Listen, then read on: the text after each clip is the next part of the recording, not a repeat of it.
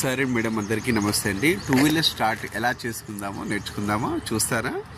Keys ఇక్కడ ఉన్నాయి, active మన దగ్గర ఉంది. చూద్దాం, చిన్న మీకు అర్థమవుతుందని నేను అనుకుంటున్నాను.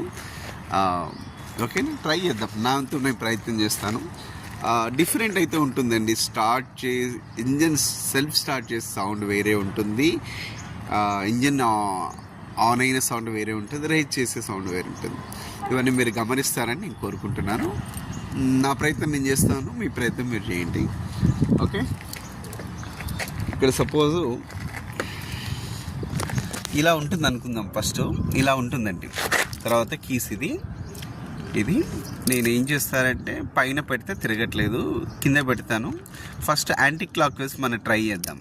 అంటే ఇంకా ఆల్రెడీ లాక్ ఉంది కాబట్టి యాంటీ క్లాక్ వైజ్ పనికిరాదు. ఇది క్లాక్ వైజ్గా రైట్ తిప్పుదాం. ఓకే, ఓపెన్ అయింది.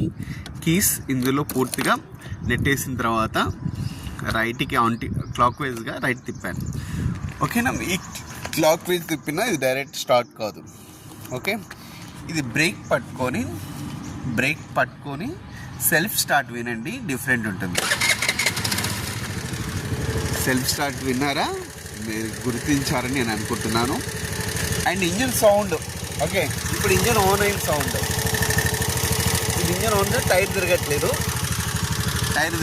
నేను రేట్ చేస్తాను. ఇక్కడ సౌండ్ డిఫరెంట్ ఉంటుంది, మీరు గుర్తిస్తున్నారని నేను అనుకుంటున్నాను. చూడండి, టైర్ తిరుగుతుంది.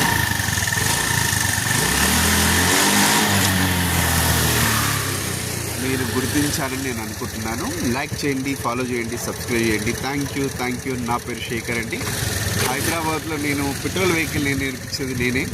ఓకేనా, అంటే ఎందరో ఉండొచ్చు, నా సైడ్ నేనే నేర్పిస్తున్నాను పెట్రోల్ వెహికల్. Thank you.